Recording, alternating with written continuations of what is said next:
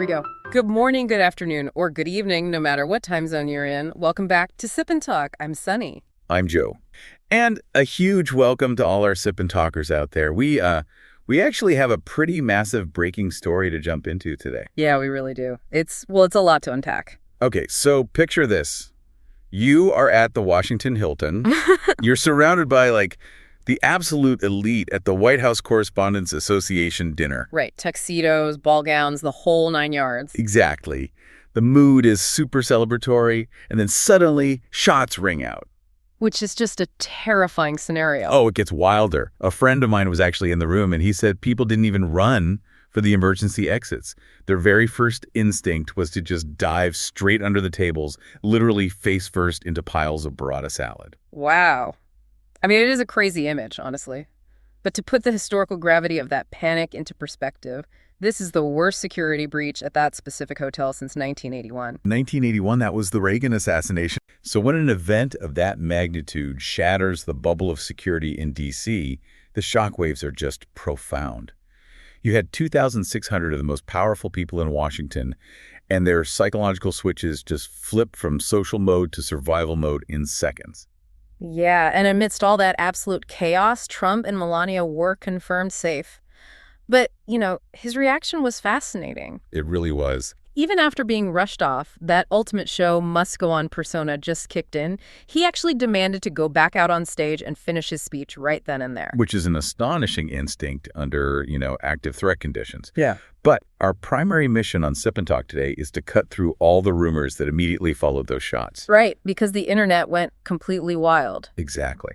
So we're going to break down the 5 core details of this attack, starting with a suspect whose background completely defies logic, and then unpack the online conspiracy theories. But, the world didn't stop spinning just because of the chaos at the Hilton. We've got geopolitics and the economy to cover, too. Yeah, the global gears kept turning. We'll look at the new IMF World Economic Outlook showing inflation battling the AI boom. Plus, we're diving into how Middle East tensions and spiking defense spending are literally trickling down to affect everything from your grocery bill to the 2026 World Cup. It is all connected. But let's start with the tactical breakdown of what actually happened at the Hilton. Okay. Yeah, set the scene for us. So, to understand how the security apparatus functioned, we need to look at how close the shooter actually got. He didn't breach the inner VIP core where the dinner was being held. Right. He was stopped earlier. Yeah. He launched his attack near the first set of magnetometers, the metal detectors right by the front door, and he fired directly at a uniformed Secret Service agent. Oh, wow. Did the agent survive? Thankfully, yes. The round struck a bulletproof vest. Yeah. But the preparation is the part that feels so surreal. Oh, you mean the snack room detail? Yeah. Because that is just bizarre. Exactly. He apparently bypassed early security sweeps by hiding in a temporary snack room to assemble his weapons. Just think about that visual for a second. In a room meant for storing, extra dinner rolls and coffee urns, someone is piecing together a handgun and this odd-shaped long gun that resembled a shotgun. It's chilling. How does someone get in there to do that? And more importantly, who is this guy? Right, because this is where the story completely shatters every predictive model out there. It really does. The suspect was captured alive, which is rare. He is a 31-year-old named C. Thomas Allen from Torrance, California. Wait, let me stop you there. A 31-year-old from Torrance. I mean, normally you picture someone deeply isolated, heavily radicalized, leaving behind some angry digital footprint. Exactly. But his profile looks nothing like this stereotype. He is firmly middle class. He owns a home in California valued at around $1.3 million. $1 million home. That's not your typical lone attacker profile. Not at all. Academically, he is a 2017 graduate of Caltech with double majors in computer science and mechanical engineering. He was an award-winning TA, an indie game developer, and get this, he interned at NASA 3 separate times. Wait, really? A NASA intern? 3 times. I mean, you hear a resume like that and you expect, a Silicon Valley success story. You don't expect someone hiding in a Hilton snack room with a long gun. Did he have some massive political motive? That is the most baffling part. His political footprint is incredibly minimal. Investigators found a single $25 donation to a Democratic cause back in 2024. $25, that's it. That is essentially the entirety of his political engagement on paper. He is a complete demographic anomaly. He had a lot to lose, which is exactly why he slipped right past the FBI radar. It is completely human nature to look for a massive, complex conspiracy when something this inexplicable happens. Oh, definitely. Because his profile is so unusual, it created this huge information vacuum. We want the villain to make sense, right? Yeah. And when the facts don't provide an easy answer, the internet just tries to invent one. Precisely. Yeah. But before we get into the rumors, let's look at how leadership handled the immediate aftermath. Right, because Trump didn't just stay quiet. No. The Secret Service obviously vetoed his demand to finish the speech. But just 30 minutes later, Trump held a press conference. He called the attacker sick people and used the time to highly praise law enforcement for their rapid response. I have to admit, his specific brand of dark humor was fully on display there. Yeah, he leaned right into it. He casually quoted a statistic claiming that a leader's job comes with an 8% chance of assassination. He literally joked that it makes being a politician more dangerous than being a professional race car driver. It is a highly unconventional method of crisis communication, to say the least. Yeah, and he even promised that the rescheduled dinner would be bigger, better, and safer. Which effectively projects strength to a very anxious public. Yeah. Meanwhile, online, the rumor mill was just spinning out of control. Oh, completely. One prominent conspiracy theory immediately targeted the White House Correspondents Association president, Weijie Zhang. Some vocal communities tried to link her to the event, pointing to her heritage and her history of asking sharp questions. Which is just a totally baseless and, frankly, dangerous leap in logic. Absolutely. But I found it really interesting how quickly that specific rumor died out. Trump himself actually killed that narrative right away by publicly praising her performance. He did. But, Sip&Talkers, we need to put the brakes on and look at the absolute facts here. Because the internet was also frantically trying to tie this shooter to foreign governments. Right, the Iran theories. Exactly. So let's be clear. The FBI has officially designated this as a lone wolf attack. Trump confirmed from the podium that there is zero evidence linking this Caltech graduate to the Iranian government. Zero evidence. Right. It is so crucial, especially in moments of high anxiety, that you do not allow yourself to fall into emotional echo chambers. You have to separate the noise from the data. I couldn't agree more. You really have to keep a cold face and look at the facts. But the deep irony here is that while people were busy inventing Iranian hitmen in a DC hotel, the real threat Iran poses is happening right now in the Arabian Sea. That is the critical pivot. The reality of the Middle East conflict is actively impacting global supply chains as we speak. Yeah, and diplomacy is completely breaking down. It is. The tension is so high that Trump abruptly canceled highly secretive diplomatic talks scheduled in Islamabad, Pakistan. Envoys Steve Witkoff and Jared Kushner were literally pulled back mid-stride. Wait, why did the sudden U-turn? What made them pull the plug before they even sat down? Because Iran utterly refused to change its stance on regional aggression. The negotiations just hit a brick wall. So the U.S. shifted from diplomacy to fiscal enforcement. Ah, right, the blockade. Yeah. USC and TCOM just physically intercepted an Iranian-flagged cargo ship in the Arabian Sea. Defense Secretary Pete Hegseth is enforcing a remarkably strict naval blockade until Iran reopens the Strait of Hormuz. And Iran's Abbas Araqi immediately fired back, calling the blockade a severe violation of sovereignty. Right, the rhetoric is escalating fast. But let's explain the mechanics of what a naval blockade actually does, because it's not just about stopping military ships, you know? It's about freezing the economic blood flow. Exactly. The devastation inside Iran right now is profound.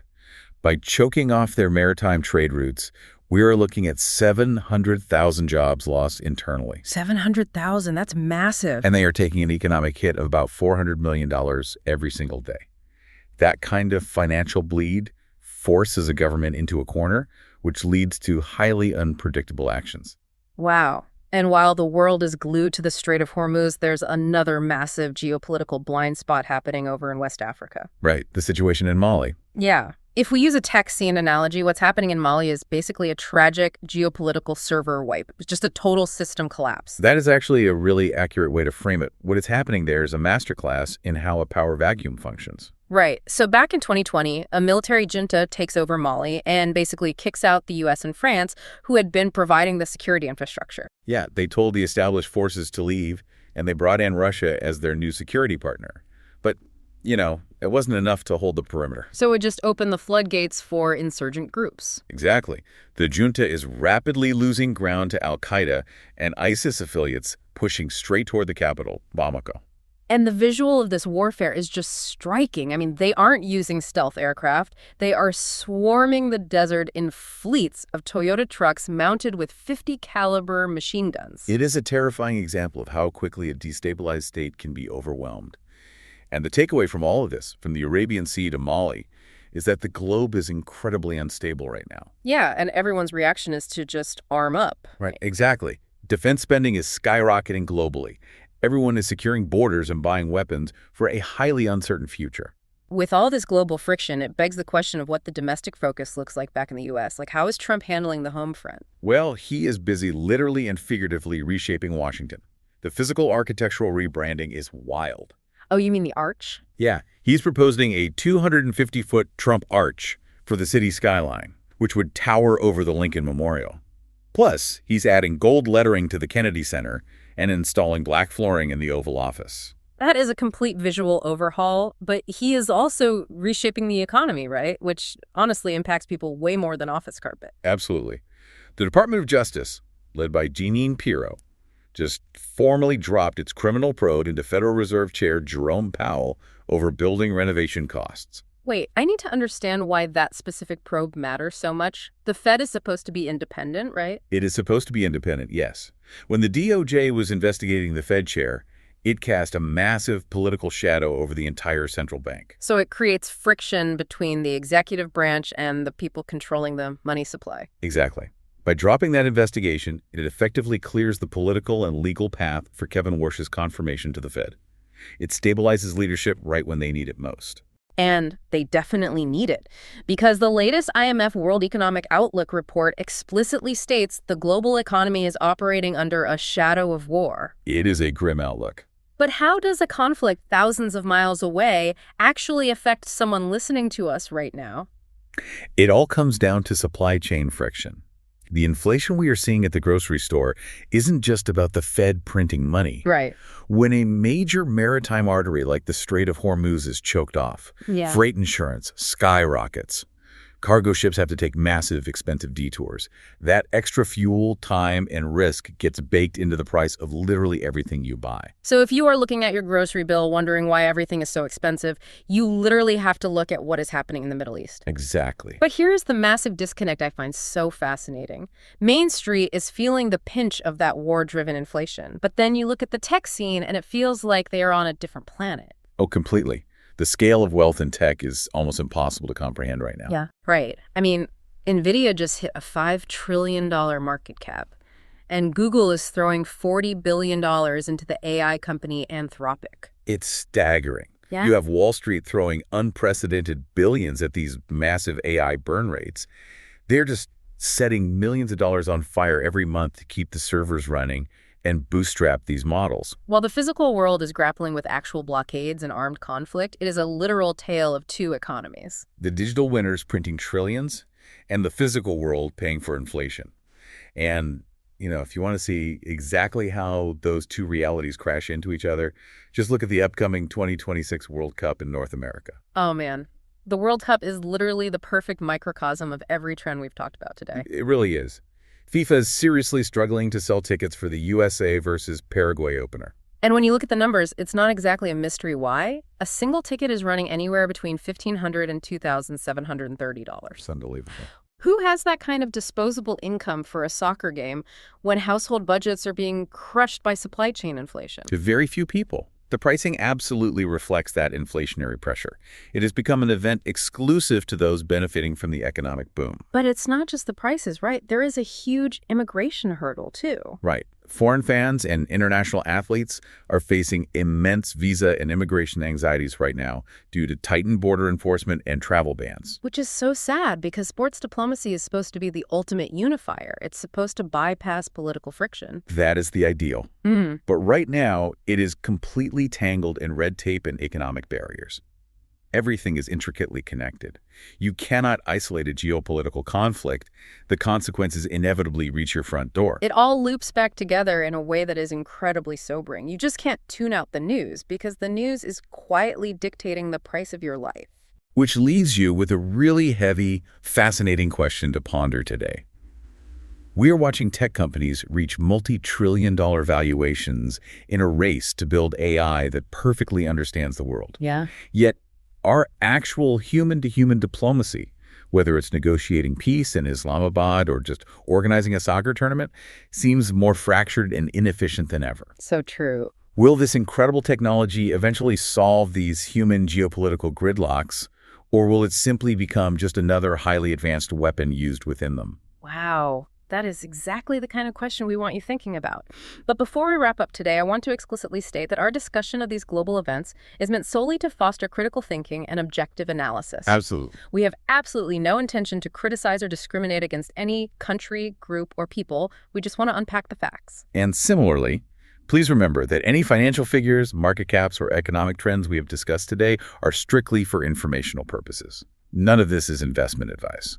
Spot on. Well, Sip and Talkers, that is all the time we have for today. Please remember to hit that subscribe button for the Sip and Talk podcast so you never miss an episode. Yes, definitely subscribe. And a very warm shout out to our good friend Mickey. You absolutely have to check out his YouTube channel, Mickey to Life, for his latest amazing travel vlogs. He's doing some incredible work over there. See you next time. See you next time.